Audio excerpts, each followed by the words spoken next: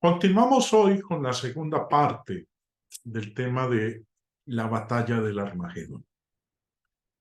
En nuestra última lección habíamos citado lo que muchos especuladores proféticos han anunciado de tiempo atrás y que hoy nuevamente se ha vuelto a revivir y plantear como algo que está a punto de suceder en estos días o semanas. Hoy vamos a mirar la Biblia, lo que Dios dice en su palabra. Apocalipsis 16:16 dice, y los reunió en el lugar que en hebreo se llama Armagedón. Si queremos nosotros entender un poco de qué está hablando aquí el apóstol Juan en el libro del Apocalipsis, pues se hace siempre necesario que nosotros miremos el contexto del pasaje. Así que vamos a leer el contexto en donde aparece el término Armagedón. Y procurar nosotros hallar el significado bíblico de eso que el Señor nos transmitió a través del apóstol Juan. Empecemos leyendo entonces en el versículo 12. El sexto ángel derramó su copa sobre el gran río Éufrates, y el agua de éste se secó, para que estuviese preparado el camino a los reyes del oriente. Y vi salir de la boca del dragón y de la boca de la bestia y de la boca del falso profeta 3 espíritus inmundos a manera de ranas. Pues son espíritus de demonios que hacen señales y van a los reyes de la tierra en todo el mundo para reunirlos a la batalla de aquel gran día del Dios Todopoderoso. Bueno, obviamente ya vemos aquí que se nos habla de esa batalla, que es la que se conoce como la batalla del Armagedón. Pero sigamos con la lectura. Verso 15. He aquí, yo vengo como un ladrón, dice el Señor. Bienaventurado el que vela y guarda sus ropas, para que no ande desnudo y vean su vergüenza. Y los reunió en el lugar que en hebreo se llama Armagedón. Aquí es donde nosotros leemos en la Escritura acerca de la batalla del Armagedón. Ahora, los resultados de esta batalla se describen en el capítulo 19, o sea, pues 3 capítulos después. ¿Cómo termina esa batalla? ¿Quién gana? ¿Quién es el derrotado? Bueno, miremos los resultados de esa batalla. Y vi a la bestia y a los reyes de la tierra y a sus ejércitos reunidos para guerrear contra el que montaba el caballo y contra su ejército. Ahora dice, vi a la bestia. Devolvámonos un momento en lo que estábamos leyendo en el capítulo 16, que dice, versículo 13, vi salir de la boca del dragón y de la bestia y de la boca del falso profeta 3 espíritus inmundos a manera de ranas. Recuerde que aquí habla del dragón, que es Satanás, habla de la bestia y habla del falso profeta. 3 enemigos del Señor.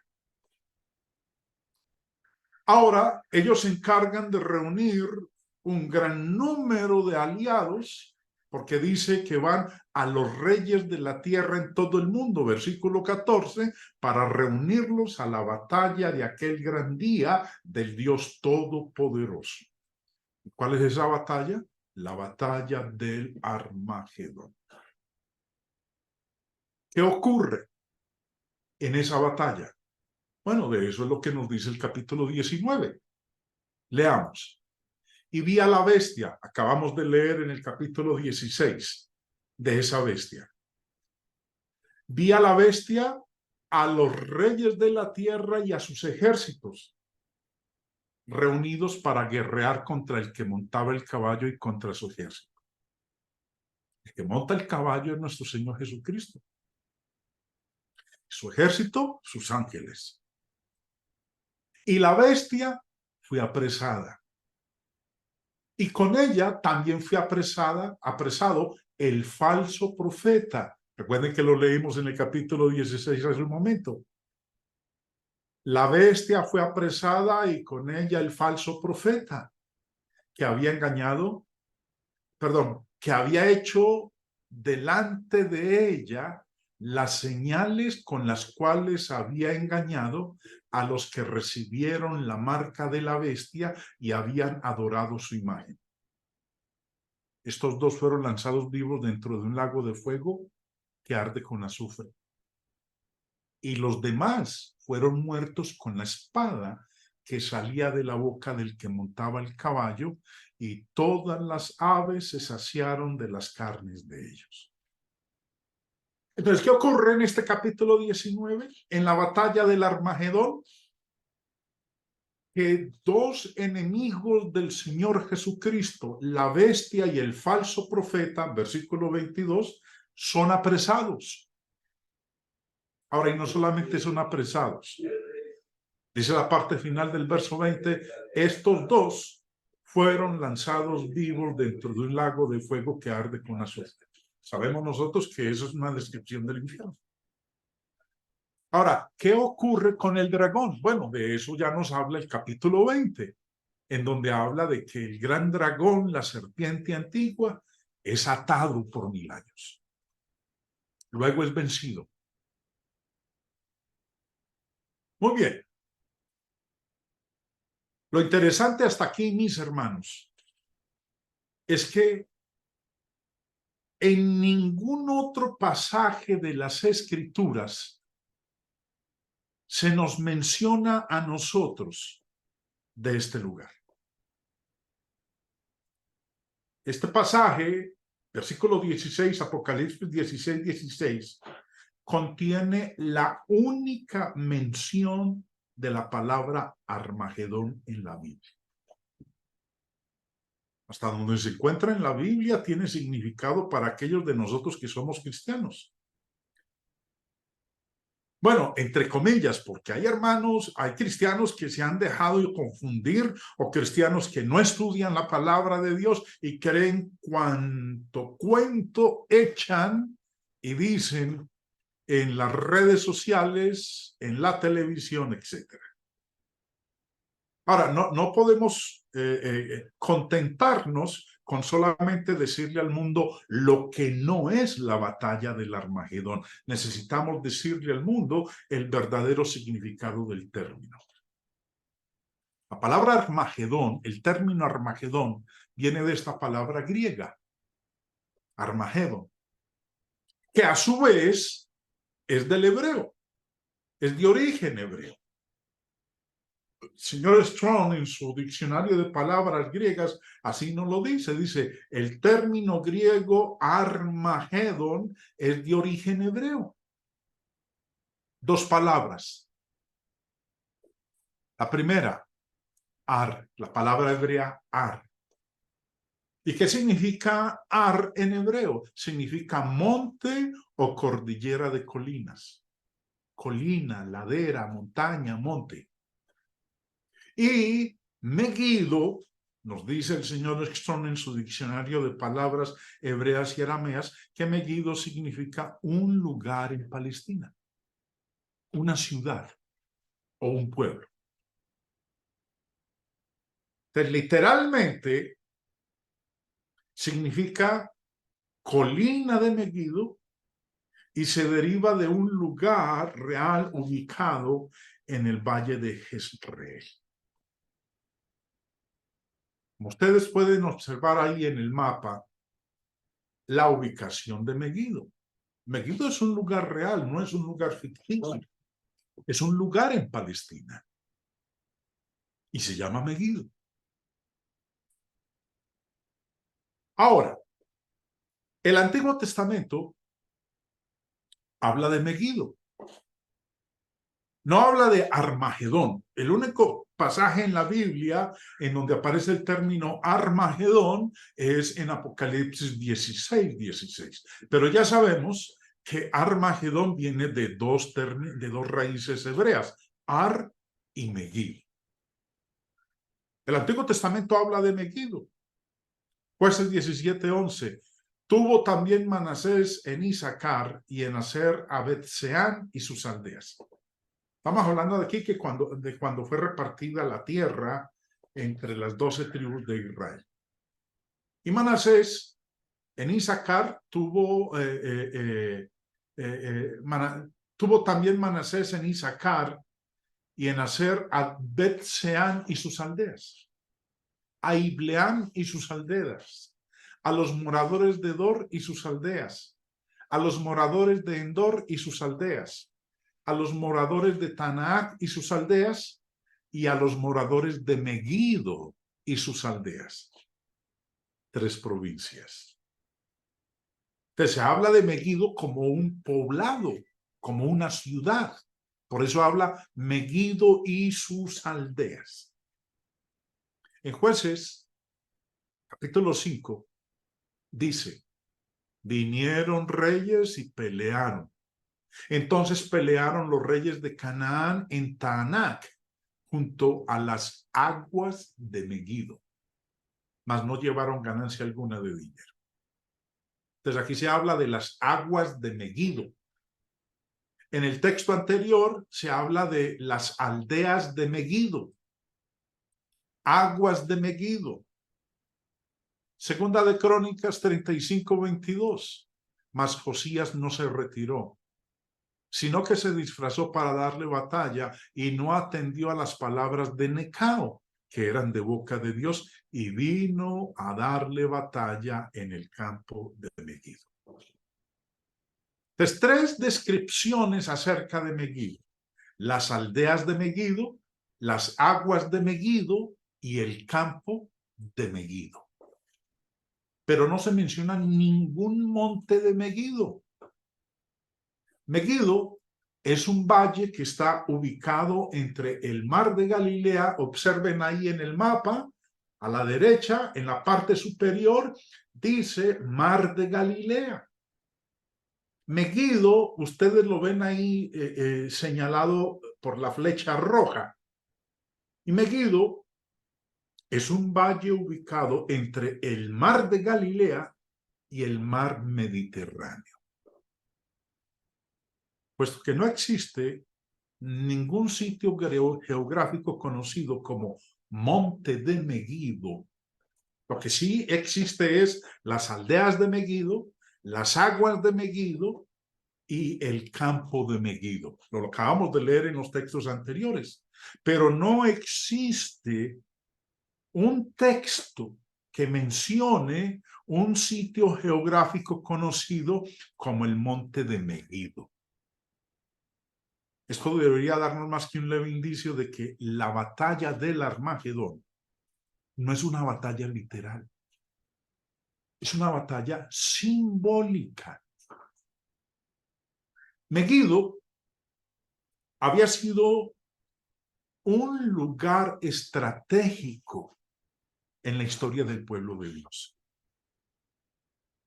Era un punto estratégico en la protección de Israel y Judá, ya que custodiaba, devolvámonos al mapa, custodiaba la entrada norte de Israel, y fue en esta área donde se libraron varias batallas decisivas. La batalla más memorable en Megiddo fue la batalla de Débora y Barak, en la que derrotaron a Javín y Sísara, reyes de Canaán. Jehová le dio a Israel una victoria decisiva en Megiddo. Leamos lo que dice Jueces 5:19 de esa guerra de Débora y Barak contra Sísara. Dice, vinieron reyes y pelearon entonces, pelearon los reyes de Canaán en Taanac, junto a las aguas de Megido, mas no llevaron ganancia alguna de dinero. Ahora, dice aquí que la batalla se llevó en las aguas de Megido, no en el monte de Megido, porque no hay ningún lugar conocido en la Biblia como el monte de Megido. Aquí se habla de las aguas de Megido. Ahora, fue en este valle de Megido, en el campo de Megido, al norte del collado de Moré, donde los 300 hombres de Gedeón derrotaron y expulsaron a los madianitas. Otra batalla decisiva, determinada por Jehová. Jueces, en el capítulo 7 dice, en el versículo 16, y repartiendo los 300 hombres en 3 escuadrones, hablando del juez de Gedeón, repartió 300 hombres en 3 escuadrones, dio a todos ellos trompetas en sus manos y cántaros vacíos con teas ardiendo dentro de los cántaros. Y dice en el verso 1, levantándose pues de mañana Jerobaal, el cual es Gedeón, y todo el pueblo que estaba con él, acamparon junto a la fuente de Aroth, y tenía el campamento de los madianitas al norte, más allá del collado de Moré, en el valle. ¿En cuál valle? En el valle de Megido. Saúl, el primer rey de Israel, y su hijo Jonatán, que era el mejor amigo del rey David, Saúl y su hijo Jonatán cayeron heridos de muerte en el extremo oriental del valle de Megido, cuando estaban peleando contra los filisteos. Leemos en 1 Samuel 31. Los filisteos, pues, pelearon contra Israel, y los de Israel huyeron delante de los filisteos, y cayeron muertos en el monte de Gilboa. Y siguiendo los filisteos a Saúl y a sus hijos, mataron a Jonatán, a Abinadab y a Malquisúa, hijos de Saúl.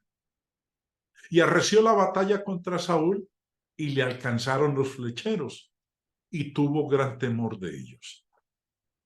Aconteció al día siguiente que, viniendo los filisteos a despojar a los muertos, hallaron a Saúl y a sus 3 hijos tendidos en el monte de Gilboa, en las cercanías del valle de Megido. Fue en Megido donde Ocosías, rey de Judá, en alianza con Joram de Israel, habiendo sido asesinado por las flechas de Jehú. Dice ahí 2 de Reyes 9:27, viendo esto Ocosías, rey de Judá, huyó por el camino de la casa del huerto, y lo siguió Jehú, diciendo, herid también a este en el carro. Y le hirieron a la subida de Gur, junto a Ibleam, y Ocosías huyó a Megido, pero murió allí. El rey Josías luchó contra Faraón Necao en el valle de Megido, donde fue muerto. Leamos 2 de Reyes 9 al respecto sobre este evento. En aquellos días, Faraón Necao, rey de Egipto, subió contra el rey de Asiria, el río Éufrates, y salió contra él el rey Josías.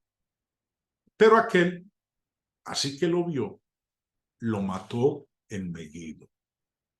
Y sus siervos lo pusieron en un carro y lo trajeron muerto de Megido a Jerusalén, y lo sepultaron en su sepulcro. Esta batalla de la que acabamos de leer aquí fue decisiva de la historia en la que Josías detuvo a Faraón Necao en su esfuerzo por llegar a Harán y ayudar a Asiria contra Babilonia. Cada uno de los pasajes que hemos leído hasta aquí mencionan Megiddo. Mencionan el valle de Megiddo, las aldeas de Megiddo, las aguas de Megiddo, el campo de Megiddo, pero no se menciona ningún monte de Megiddo. Ahora, la alusión de Megiddo significa muy poco para aquellos que tienen poco o ningún conocimiento de la historia del Antiguo Testamento, que es lo más común. No encontramos personas que digan que no, que saben mucho del Antiguo Testamento, aún hermanos en Cristo. Hay personas que tienen, vuelvo y repito, poco conocimiento o ningún conocimiento de la historia del Antiguo Testamento. Pero para aquellos que tienen un buen antecedente de la historia del Antiguo Testamento, el área de Megiddo tiene importancia por las muchas batallas que fueron peleadas allí. Y ya las leímos, varias de ellas. Y los reunió en el lugar que en hebreo se llama Armagedón. Recuerden que el término Armagedón es de dos raíces hebreas. Ar, que significa monte, y Megiddo, que significa ciudad. Pero no encontramos nosotros ningún monte de Megiddo. Encontramos el valle de Megiddo, los campos de Megiddo, las aldeas de Megiddo, las aguas de Megiddo, pero no encontramos un solo versículo que mencione en el Antiguo Testamento el monte de Megiddo. Eso quiere decir entonces, teniendo como base lo que acabamos de leer en los textos anteriores, de que en ese lugar, en Megiddo, se libraron batallas muy importantes. Entonces, Armagedón, el uso del término es el campo de batalla entre las fuerzas del bien y del mal. Yo lo invito a usted, hermano, si está tomando apuntes, para que vuelva y lea en su contexto las distintas batallas que se pelearon allí en Megiddo. Y fueron las batallas entre Dios, el pueblo de Dios, y sus enemigos. Entre el bien y el mal. Entonces, hablar en Apocalipsis de la batalla del Armagedón es hablar del campo de batalla entre las fuerzas del bien y del mal. No una batalla literal con armas atómicas, con bombas nucleares, con armas de última generación, que es lo que nosotros estamos escuchando ahorita, explicado en las redes sociales, en la televisión, en las entrevistas que se le hacen a estos teleevangelistas y pronosticadores del mundo moderno. Juan, quien es el que escribió acerca de esto en Apocalipsis, escogió este campo de batalla para discutir el gran conflicto que ocurrirá entre Cristo y las fuerzas de Satanás. Ahora, la alusión a Armagedón no es tanto a una ubicación geográfica, a una ubicación física y literal. La palabra Armagedón para la gente del primer siglo era de significancia similar en el tiempo de Juan para aquellos que estaban familiarizados con la historia del Antiguo Testamento. Aquellos que sabían en el primer siglo las luchas que tuvo el pueblo de Dios, el pueblo judío en el Antiguo Testamento, con las naciones enemigas alrededor, esas naciones paganas, aquellos que recordaban todo eso y estaban familiarizados con esos eventos del Antiguo Testamento, entendían muy bien el sentido bajo el cual Juan utilizó esa expresión en Apocalipsis capítulo 16, versículo 16. La batalla del Armagedón refiere a la escena de gran conflicto sin hacer caso de dónde ese conflicto pudiera ser peleado. En vista de estas batallas de importancia histórica, podemos concluir que Juan usó la palabra Armagedón simbólicamente para describir una gran batalla espiritual decisiva entre el ejército de Satanás y las fuerzas de Dios que determinaría el destino de cada uno. Cuando estábamos empezando esta segunda parte de la lección, leímos en el contexto de Apocalipsis 16 quiénes fueron los que se reunieron para esa batalla. El dragón, la bestia y el falso profeta. ¿Y qué les pasó cuando se tuvo la batalla? El capítulo 19 nos dice qué fue lo que les sucedió. Ahorita vamos a volver a leer al respecto. Pero vuelvo y repito. Juan, en este versículo 16 de Apocalipsis 16, usó la palabra Armagedón o batalla, la batalla del Armagedón. La usó simbólicamente para describir una gran batalla espiritual entre el ejército de Satanás y las fuerzas de Dios. Y esa batalla, la batalla del Armagedón, determinaría el destino de cada uno. Cuando uno lee el libro del Apocalipsis, particularmente el capítulo 19, descubre que esta batalla fue peleada y ganada por el Señor, en donde el imperio romano y el paganismo fueron derrotados completamente por el Señor y su ejército. Buscar una batalla militar física entre ejércitos humanos que se librará en el norte de Palestina en alguna fecha futura es completamente sin apoyo bíblico y ajeno al espíritu y propósito del libro del Apocalipsis. Si uno se acerca a este estudio con una interpretación literal, comienza su búsqueda para identificar el Armagedón. Pero no va a encontrar en ninguna parte el Armagedón, porque el monte de Armagedón, el monte de Megiddo, no existe. Ahora, esto es solo un ejemplo si se usa una interpretación literal y se intensifica con cada aplicación de los supuestos poderes, naciones y reyes especificados por todo este grupo de pronosticadores modernos que nosotros tenemos. Si vamos a interpretar literalmente la batalla del Armagedón, las suposiciones están tan ampliadas que muchos buscarán en vano encontrar alguna semejanza con los hechos. Devolvámonos en el contexto de Apocalipsis 16. Y vuelvo y leo empezando el verso 12.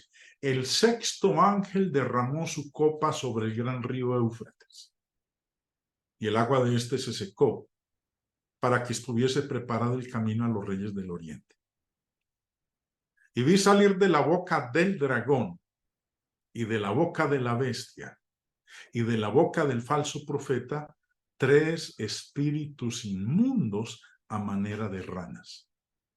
Pues son espíritus de demonios, que hacen señales, y van a los reyes de la tierra en todo el mundo para reunirlos a la batalla de aquel gran día del Dios Todopoderoso. ¿Cuál batalla? La batalla del Armagedón. Ahora, 3 son los líderes de esta batalla: el dragón, la bestia y el falso profeta. Y consiguen sus aliados, los reyes de la tierra en todo el mundo, para reunirlos a la batalla de aquel gran día del Dios Todopoderoso. Pero hay algo interesante, y es que el versículo 13 dice que de la boca del dragón, de la boca de la bestia y de la boca del falso profeta salieron 3 espíritus inmundos a manera de ranas. Ahora, eso no lo podemos nosotros interpretar de una manera literal. Ahora, si la batalla del Armagedón es literal, entonces estas ranas también son literales, que salen de la boca de la bestia, del dragón y del falso profeta. Si la batalla es literal, las ranas son literales. Pero miremos que dice que estos 3 espíritus inmundos son a manera de ranas. Ahora, si las ranas representan algo, son simbólicas, entonces la batalla también es simbólica, no es una batalla literal.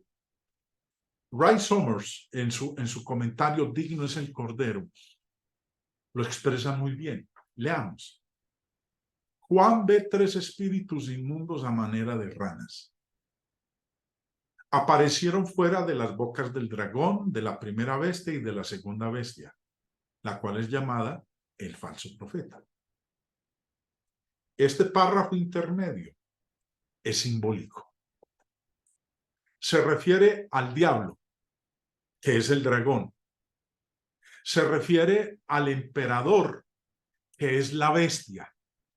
Y se refiere al concilio, que es el falso profeta. Se refiere al diablo, al emperador y al concilio.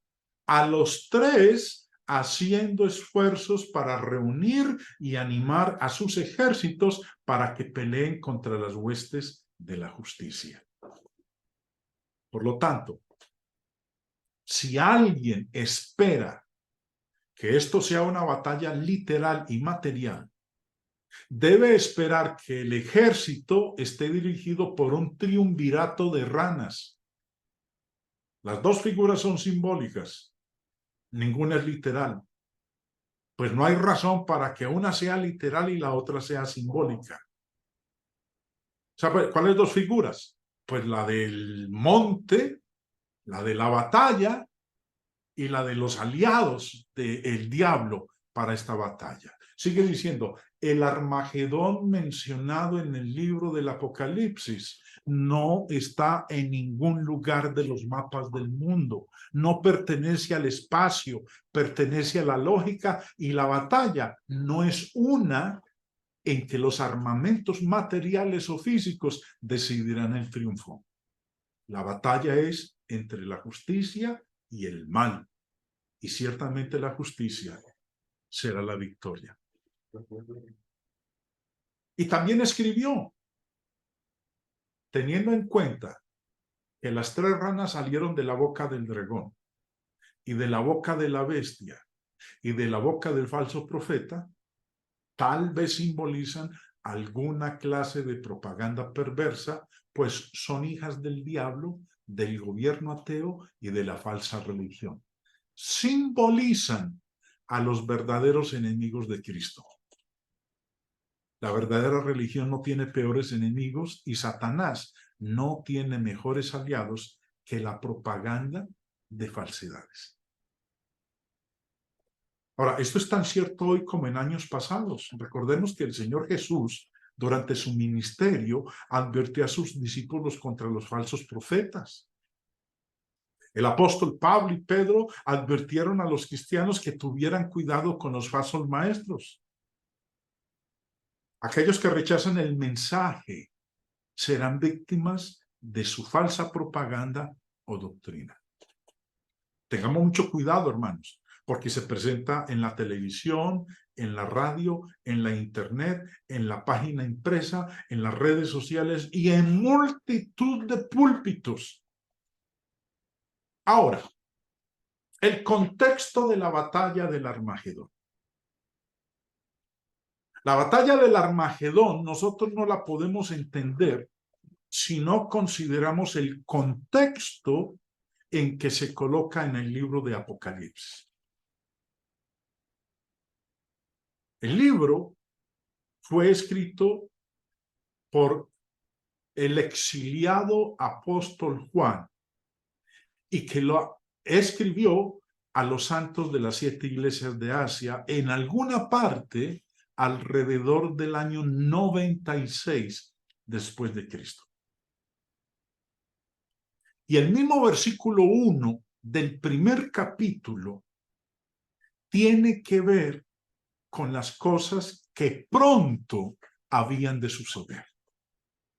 Dice el versículo 1, la revelación de Jesucristo que Dios le dio para manifestar a sus siervos, y preste atención, para manifestar a sus siervos las cosas que deben suceder pronto. No las cosas que deben suceder en el 2021. Estamos en el año 2021, hermanos. Digo, 2023. Estamos en el año 2023. Y cuando el apóstol Juan escribió el libro del Apocalipsis, el contexto, en su contexto, recuerden que estamos leyendo un Apocalipsis de la batalla del Armagedón, Juan fue claro en decir que estaba escribiendo la revelación de Jesucristo acerca de las cosas que deben suceder pronto. Así empieza el libro. Aquí se está hablando de un contexto de tiempo. Así empieza el libro y así termina el libro del Apocalipsis. Apocalipsis tiene 22 capítulos. Y terminando ya el libro, nuevamente dice Juan en el capítulo 22, versículo 6, y me dijo, estas palabras son fieles y verdaderas.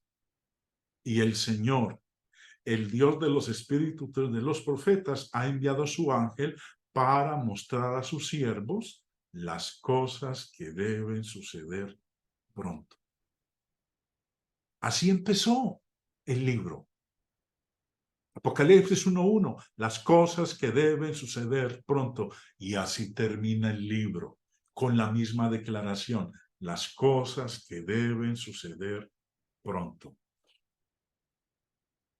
Ninguna interpretación del libro de Apocalipsis o de la batalla del Armagedón puede tener algún significado, a menos que pueda ser entendido a fin de tener significado para aquellos santos del primer siglo a quienes el libro estaba dirigido.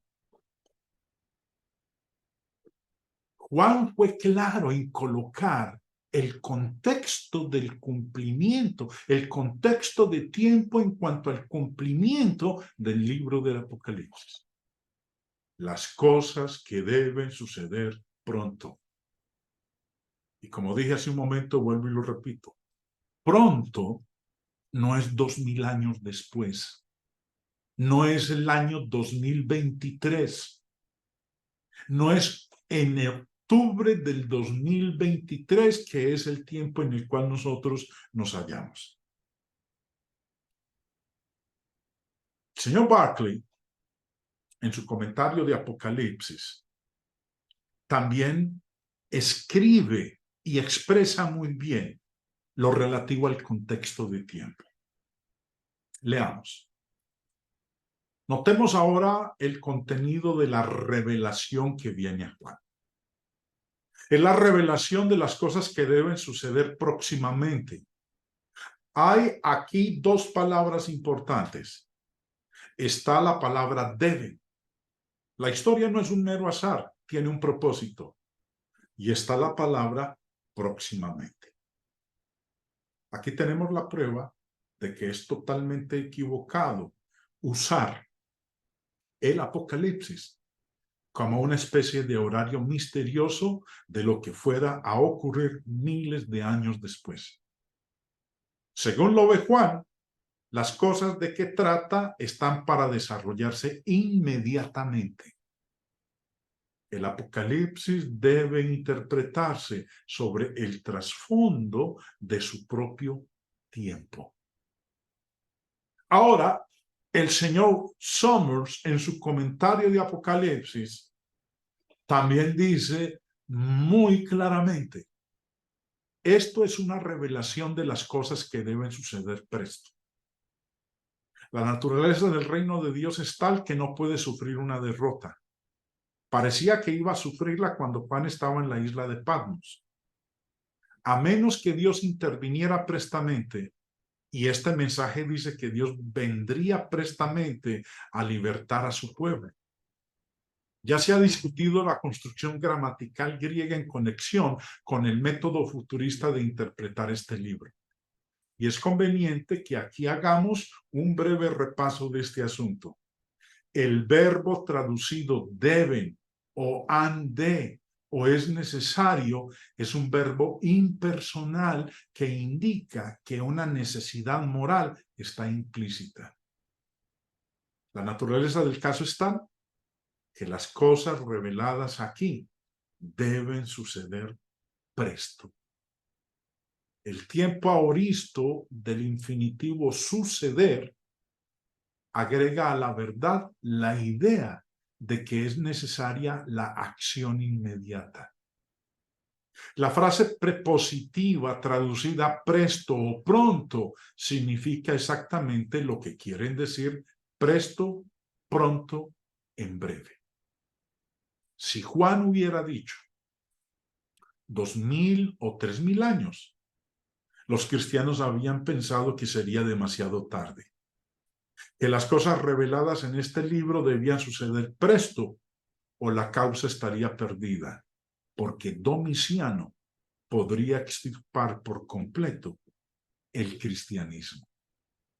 Por lo tanto, fracasa cualquier intento que se haga para que esta frase prepositiva solo signifique ciertamente, pues si esto hubiera significado, no habría proporcionado ningún alivio a las iglesias que estaban en aquellas condiciones aflictivas. Las iglesias necesitaban la seguridad de que recibirían ayuda en ese mismo tiempo en que les hacía falta, no en algún milenio del distante e incierto futuro. Esto, hermanos, siempre y cuando estudiemos el contexto, porque si no tenemos presente el contexto de la batalla del Armagedón, entonces aceptemos cualquier interpretación especulativa de estos modernos pronosticadores que nosotros tenemos hoy en día. Usted, mi hermano cristiano, si no tiene en cuenta que hay que ser un estudiante serio de la palabra de Dios y no ir aceptando cualquier cosa que nos vayan diciendo y mucho menos sin corroborarlo con el contexto de la palabra, seremos presas fáciles en esta maraña de especulaciones que existen en el mundo religioso.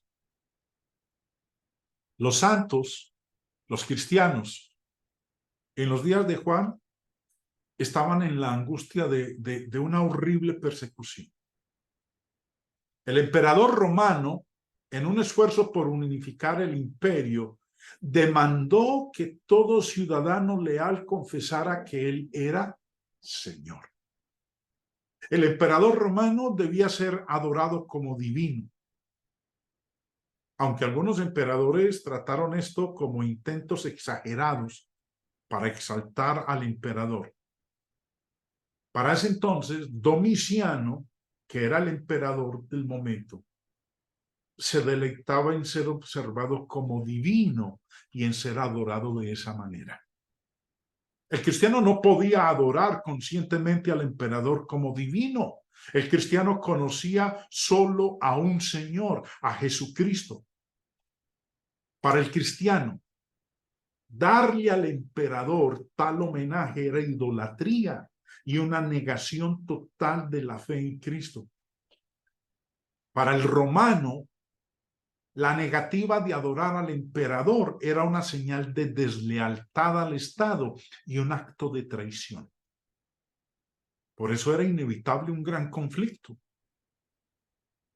La historia nos cuenta, y leyendo uno el libro del Apocalipsis, aprendemos que la adoración al emperador fue obligada sobre los cristianos como una prueba de su lealtad al Estado. Aquellos que rehusaron adorar al emperador fueron perseguidos. Las formas de castigo fueron muchas. Algunos fueron muertos, algunos exiliados, algunos torturados, hasta una confesión de la divinidad del emperador.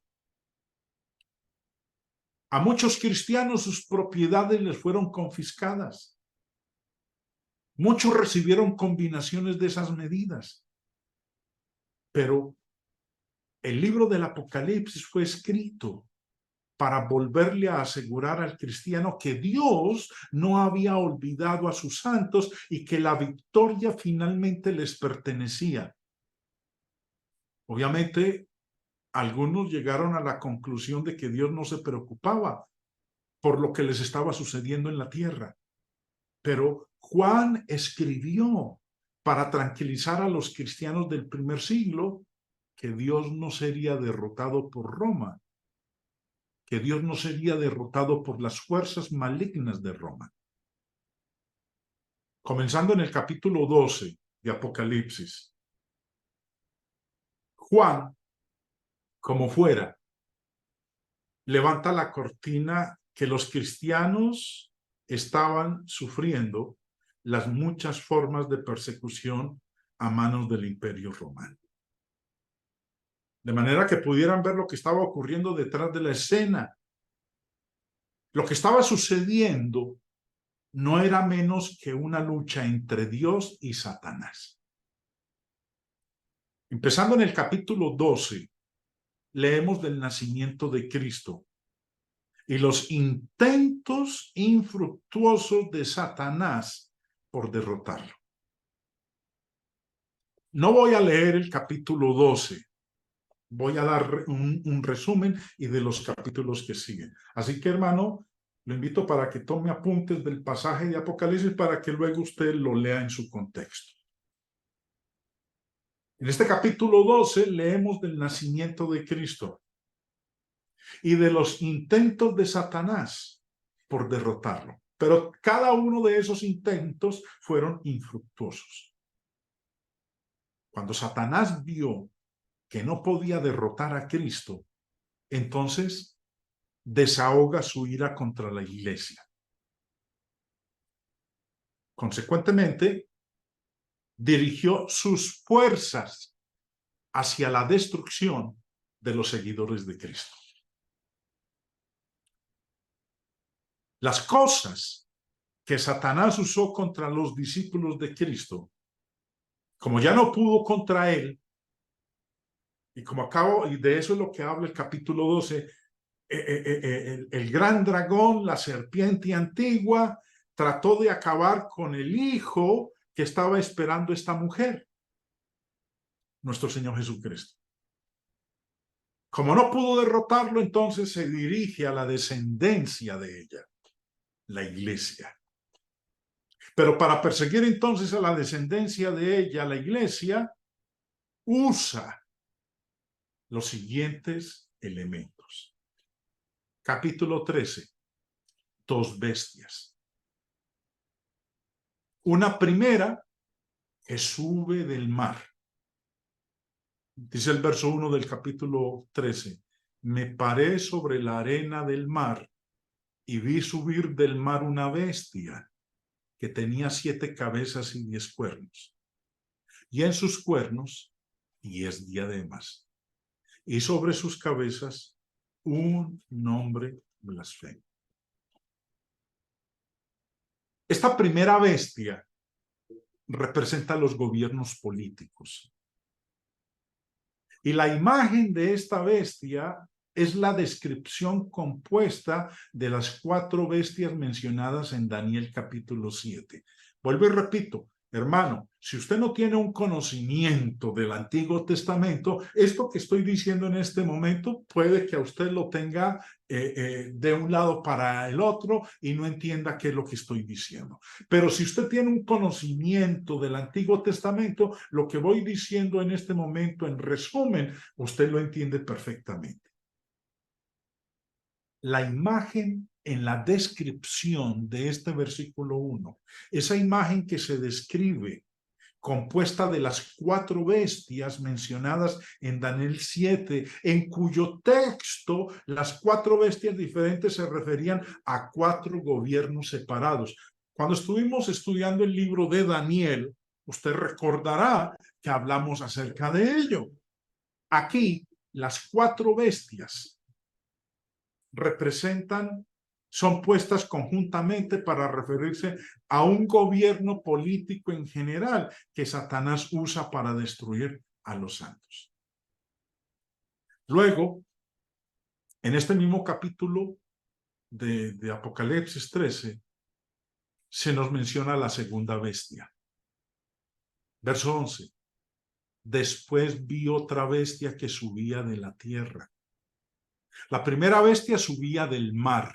Vi subir del mar una bestia. Ahora, esta segunda bestia sube de la tierra y tenía 2 cuernos semejantes a los de un cordero, pero hablaba como dragón. Esta bestia es identificada como el falso profeta o la falsa religión. Vemos cómo Satanás usa la falsa religión para destruir a los hijos de Dios. Y el tercer aliado en esta gran batalla que se va a llevar a cabo, que es la batalla del Armagedón, es la gran ramera. Babilonia la Grande, la madre de todas las rameras. El Imperio Romano. A medida que la escena se desarrolla, Dios y Satanás reúnen sus fuerzas para el conflicto. ¿Cuál conflicto? La batalla del Armagedón. ¿Cuáles son los aliados del dragón del diablo? Son la primera bestia, la segunda bestia y la gran ramera.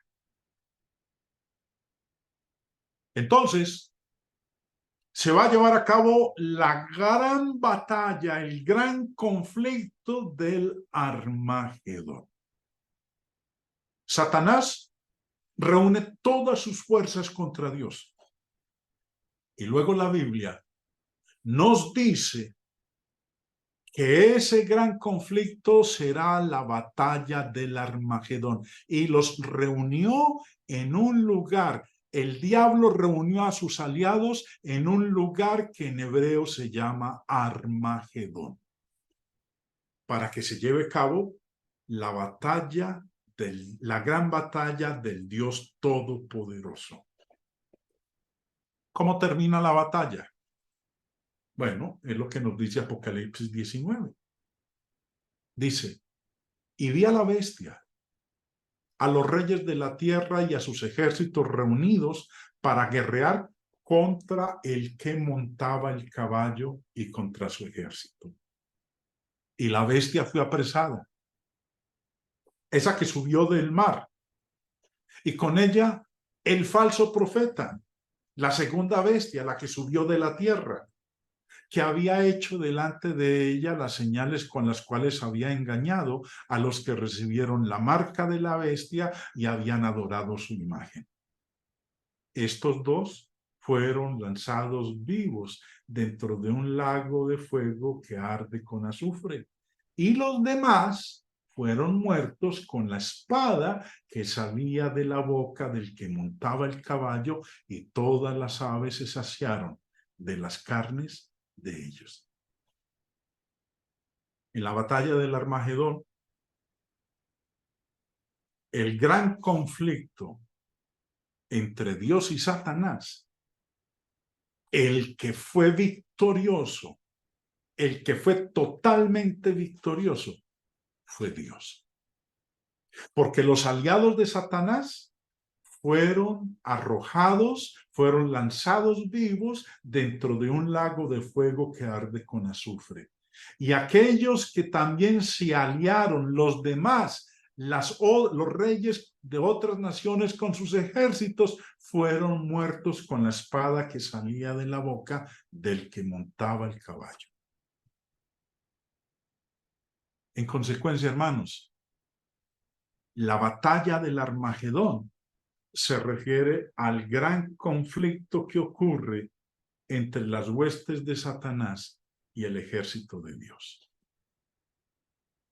El contexto de la batalla del Armagedón es este.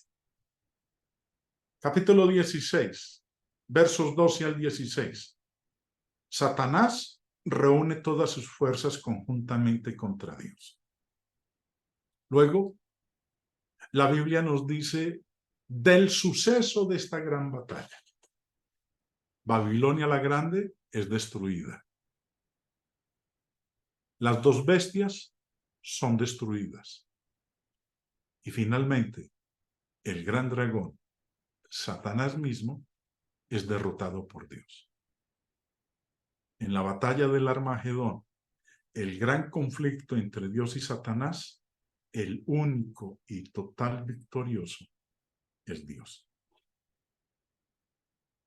La batalla del Armagedón no describe algún conflicto literal, terrenal, entre Rusia, Egipto, Europa y China que pudiera ocurrir en el siglo XXI.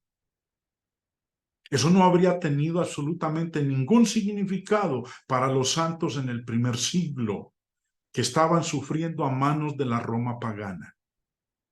Este concepto de la batalla del Armagedón es parte y parcela del premilenialismo, un sistema de interpretación de la profecía bíblica que es un sistema de infidelidad. Más bien, la batalla del Armagedón era un método simbólico de revelar la victoria final de Dios sobre Satanás. Aunque Satanás pudiera rabiar y la escena terrenal parezca como si Satanás estuviera en control y Dios estuviera completamente derrotado, los cristianos saben que la victoria final pertenece a Dios. En el conflicto, la victoria ya ha sido decidida. Dios derrotará a Satanás y lo destruirá completamente en el lago que arde con fuego y azufre. Siendo ese el caso, nosotros que somos cristianos nunca deberíamos tomar el lado del perdedor, Satanás. Deberíamos estar siempre con el gran ganador, Jesucristo nuestro Señor, el vencedor de la batalla del Armagedón.